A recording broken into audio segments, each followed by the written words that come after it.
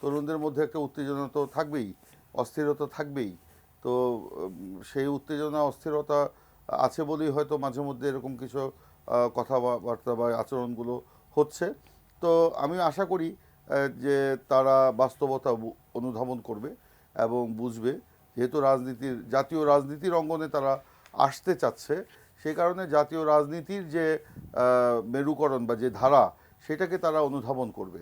আর আমাদের যারা প্রাজ্ঞ বিজ্ঞ রাজনীতিবিদ রয়েছেন বা বিশিষ্ট ব্যক্তি রয়েছেন, তাদেরও উচিত তাদেরকে একটু গাইড করা, তাদেরকে সমঝায় যেন তারা চলতে পারে। রাজনীতি কিন্তু এত সহজ বিষয় না, তাই না? গ্রামে যেতে হবে, মানুষের সাথে মিশতে হবে, কথা বলতে হবে, তাদের মধ্যে আস্থার সৃষ্টি করতে হবে, গ্রহণযোগ্যতার সৃষ্টি করতে হবে, তাহলেই না রাজনীতি। আপনি ধরেন এই বৈষম্য বিরোধী ছাত্র আন্দোলন অভ্যুত্থান করেছে, এটার একটা প্রেক্ষাপট। এটা পরবর্তীতে যে আবার একটা রাজনৈতিক দল, সেখান থেকে আবার নতুন কিন্তু একটা প্রেক্ষাপট তৈরি হবে। মাঠের অলরাউন্ডার আমি, আর ঘরের allrounder Tylox. Tylox toilet cleaner, clean মানেই টাইলক্স। এটা নিশ্চয়ই আপনার অনুধাবন করতে হবে। যেমন ধরেন ডাকসুর ভিপি ছিলেন নূর সাহেব। তো নূর সাহেব যখন ডাকসুর ভিপি হওয়ার আগে বা ভিপি হওয়ার পরে যে মুভমেন্ট করেছেন, সে প্রেক্ষাপটটা কিন্তু এক ধরনের ছিল। কিন্তু উনি যখন গণ অধিকার পরিষদ করেছেন, রাজনৈতিক দল, সেটার প্রেক্ষাপট কিন্তু আবার ভিন্ন।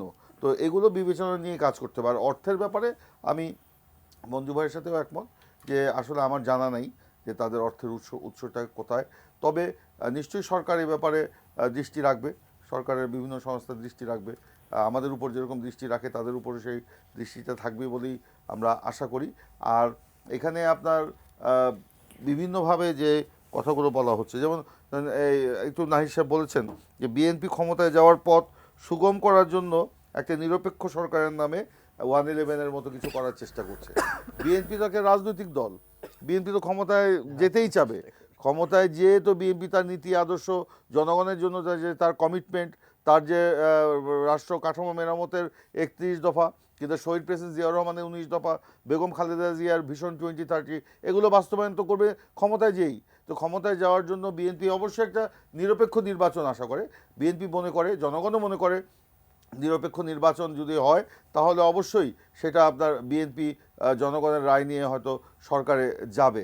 তো তাহলে আমরা প্রশ্ন করতে চাই না, প্রশ্নটা তুলতে চাই না যে বর্তমান সরকার কি তাহলে নিরপেক্ষ নয়?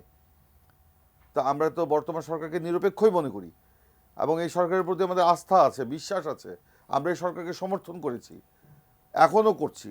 তো সেই কারণে আমরা মনে করি যে সরকারের উপদেষ্টা বা সরকারের মধ্যে থেকে এমন কারোরই এমন কোনো আচরণ বা বক্তব্য আসা উচিত নয় যেটা সরকারের নিরপেক্ষ চরিত্র নষ্ট করবে।